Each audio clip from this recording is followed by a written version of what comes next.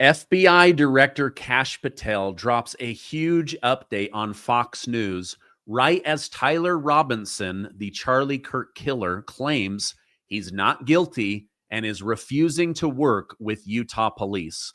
I've got some new details, so make sure to give this video a like and share it with family and friends so that we can get the word out and bring this to justice.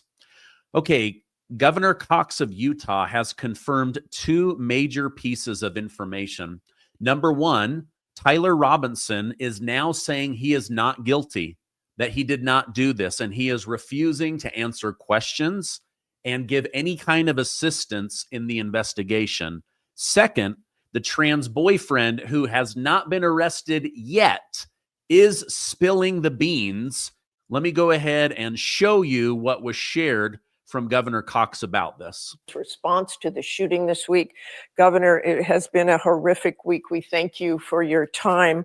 I know you heard that report by Matt Gutman and this latest reporting in the New York Times that some of the suspect's acquaintances were allegedly talking to him online and joking and thought they recognized him from those early photos. Can you tell us anything about that this morning or anything further on the investigation? Well, all we can confirm is that those conversations definitely were happening, and they did not believe it was actually him. It was all joking until he until he admitted that it actually was him. And anything new on the investigation? You say he admitted that, confessed? No, not again. He is not confessed to authorities. He is not cooperating. But all the people around him are cooperating, and I think that's very important. There were reports yesterday that we can confirm that his roommate was indeed a boyfriend who is transitioning from male to female. That's information that the FBI had mentioned yesterday. We can confirm that as well, and that he is cooperating with Okay, so Tyler Robinson now not cooperating, saying that he is not guilty of this. So there were reports that because Tyler Robinson had turned himself in at his father's request, that he was cooperating, that he was giving details. This is not true. He is actually trying to now claim that he didn't even do it, that this is not him. Now, my best guess is that he has retained legal counsel and that his lawyer has immediately told him to shut up, admit nothing, give no details. So that's the situation we're in.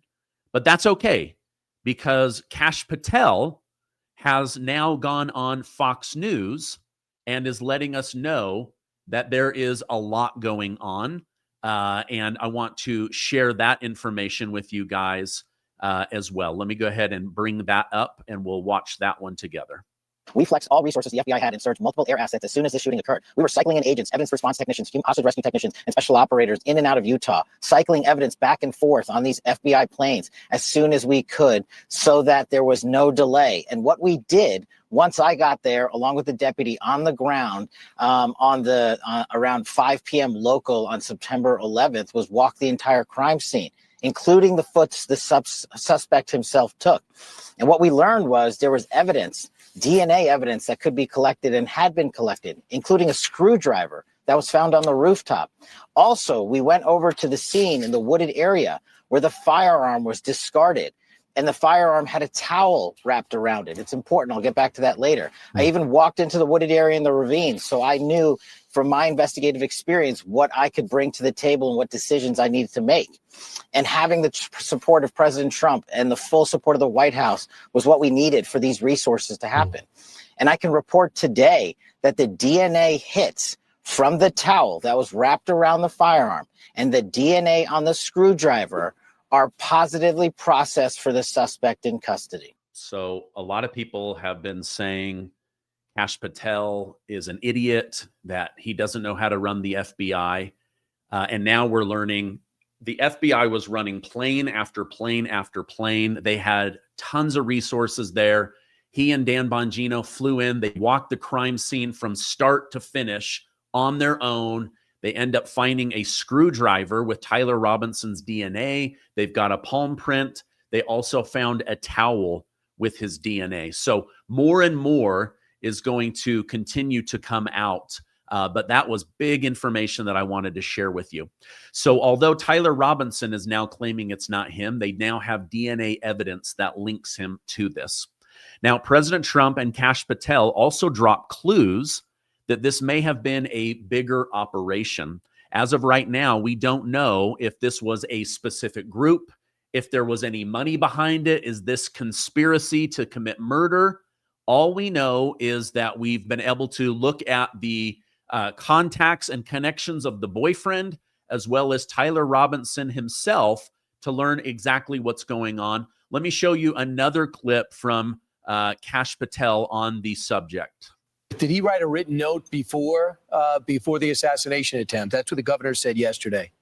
And what did that say? If you could. So what I'm able to say, I'm sorry. So what I'm able to say is I addressed it partially earlier, is that the written note, we believe, what did exist, and we have evidence to show what was in that note, which is, and I'm going to summarize, basically saying, the suspect wrote a note saying, I have the opportunity to take out Charlie Kirk, and I'm going to take it.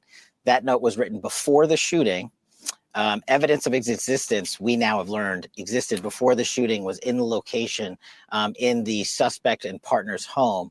But we have since learned that the note, even though it has been destroyed, we have found forensic evidence of the note, and we have confirmed what that note says because of our aggressive interview posture at the FBI. Tyler Robinson was letting friends and people that are part of these Discord chats know that he was going to take out Charlie Kirk, that he was planning this. And now this is a group of Charlie Kirk haters. They hate Charlie Kirk. They get on, they talk about all of this. We're also now learning from Director Patel as well as President Trump, I'll get to that in a minute, that they have been able to find these groups and intercept messages and texts. Let me go ahead and bring this up and share that with you now. And one more point on forensics. We were able to obtain in record time the text message chain between the suspect and his live-in partner, as well as other critical cellular information from our CAS team that analyzes cell phone data towers in the area to pinpoint the locations of the suspect and other individuals he was speaking with. This is critical information that the FBI processed and got to prosecutors so they can lawfully use it in a court of law. And our investigation, our interviews continue, but we've learned some shocking things when we spoke to his family and friends as well. You want to share them? Those shocking things? Sure. And my job as FBI director is not to speak to motive, is to speak to the facts. And that's what I'm going to do. His family has collectively told investigators that he subscribed to left-wing ideology, and even more so in these last couple of years. And he had a text message exchange, he, the suspect, with another individual, in which he claimed that he had an opportunity to take out Charlie Kirk, and he was going to do it because of his hatred for what Charlie stood for. Those are factually accurate investigatory findings by the FBI that we've handed over to the local authorities and the federal authorities to make their prosecutorial decisions. But I believe in this instance of such public importance, the public has a right to know. And I've told you I'm committed to transparency, and that's what I'm doing here today. So I kind of hate this because of all of the stupid stuff the FBI has done in the past, specifically with President Donald J. Trump. Now you've got him trying to hold back information so that he doesn't mess up the case. He's also trying to give us this bombshell information. At the same time, you can hear in his wording that he is defending the FBI, that they've done all that they could. I hate that. Just give us the details of what is going on, because that's what we really want to know. Did you know a dangerous amount of microplastics are now being found in our water, food, bloodstream, even our brains? These tiny plastic particles, often invisible to the naked eye, carry toxic chemicals like BPA that disrupt hormones, damage DNA, and inflame our organs. They affect everything from metabolism to fertility, and have even been linked to cancer, neurological disorders, autoimmune disease, and developmental issues in children. The worst part, there's no way to avoid exposure. It's everywhere. But there is a way to fight back, and it starts in your gut. Your gut is your first line of defense.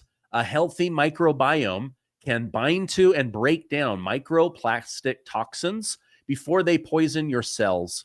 But if your own gut is compromised, those toxins sneak right through, wreaking havoc on your immune system, energy levels, digestion, skin, even your brain.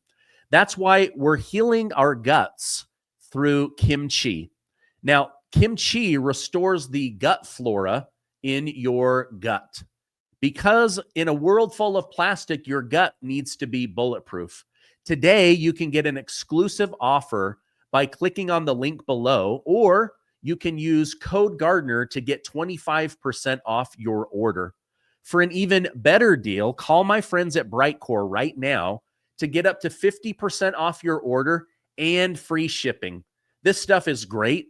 It's been awesome for my gut, my bowels, my digestion, bowel movements. It's been awesome.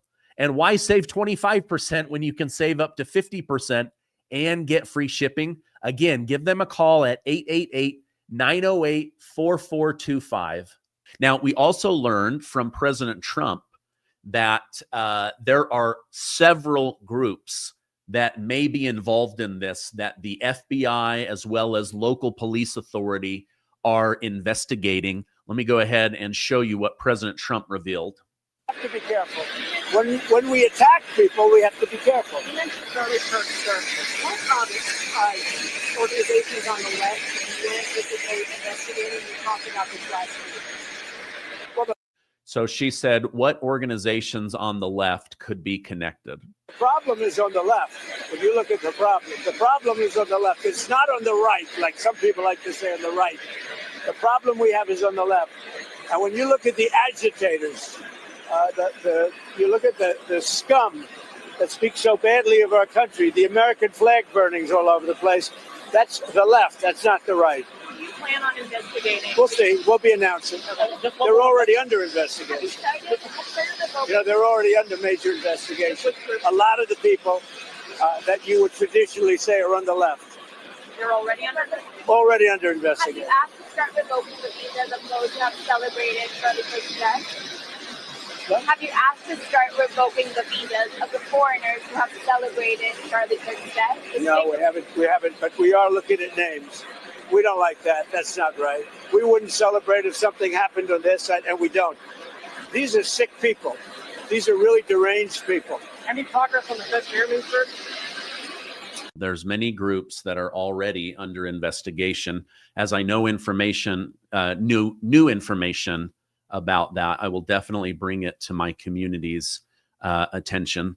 So a lot is going on, lots of new details out. Now, CNN tried to catch Governor Spencer Cox of Utah with a gotcha question, saying the fact that Tyler Robinson grew up a white male in a Christian home and then became radicalized, entered into a gay relationship with a trans male, transitioning to a female, that this had no shape on his thinking or worldview.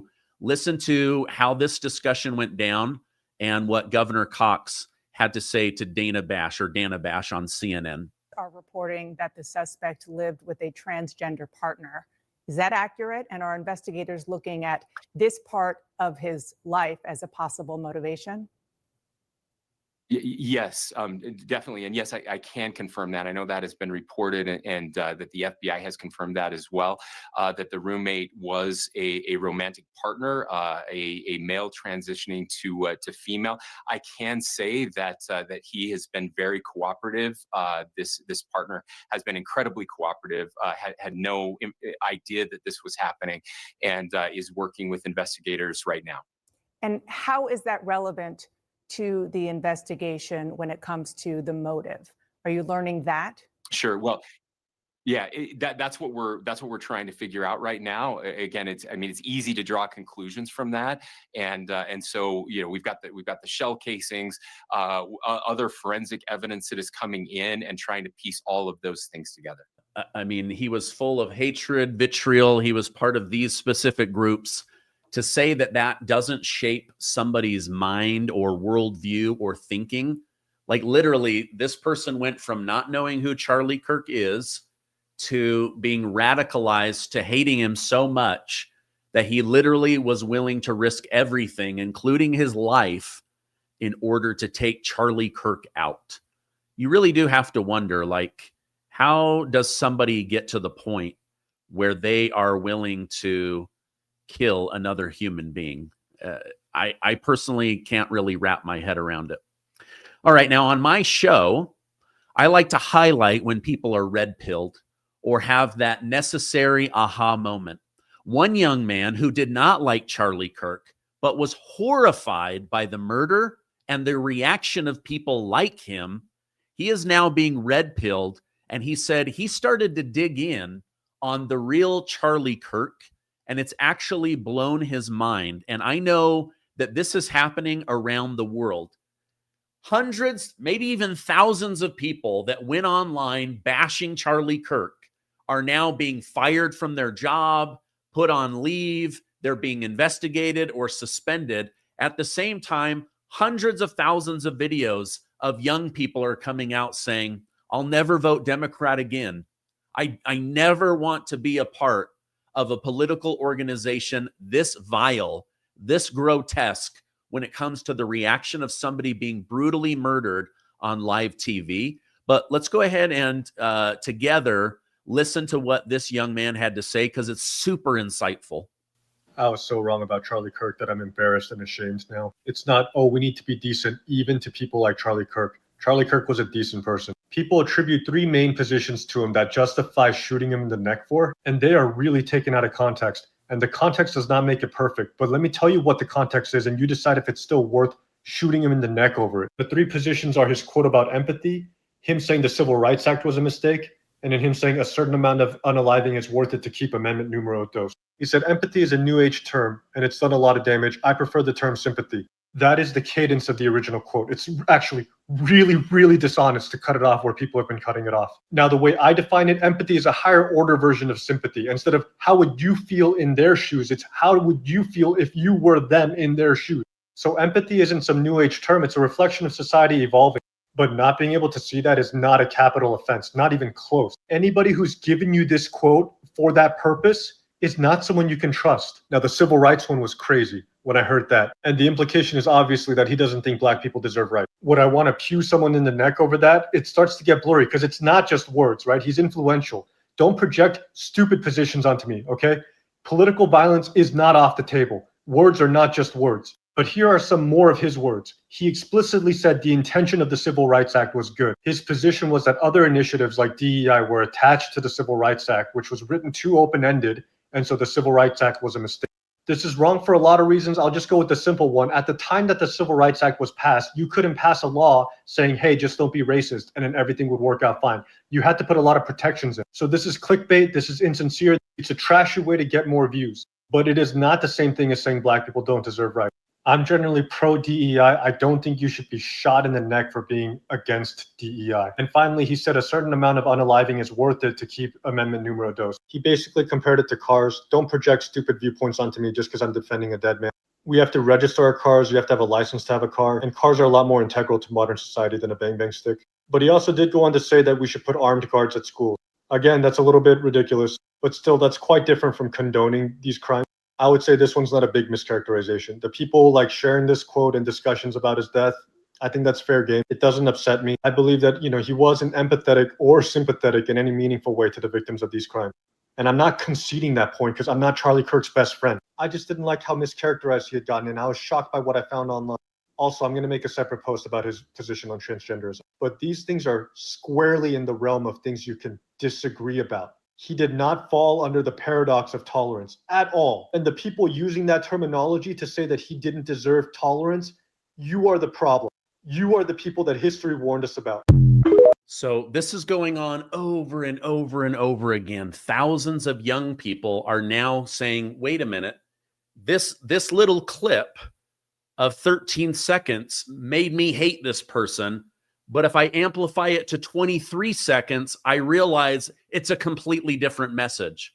It's almost like how the Democrats to this day continue to say about the Charlottes thing that Trump praised Nazis and white supremacists.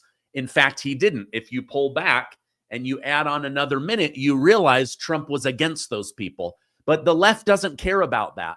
They snip off things in order to demonize somebody. They call them a Nazi. They say that they are the most dangerous thing, that if they just didn't exist, things would be better. And then somebody with mental illness or that is crazy or angry enough goes and carries out the wish of the Democrat Party. All right, lots more will be coming out. I've got a great interview here in a couple of hours, and I will be scouring the internet for more details so that you guys can learn the truth about what happened and what is happening as we push towards justice for Charlie Kirk. Thank you so much. Stay safe and amazing, and I'll see you on the next one.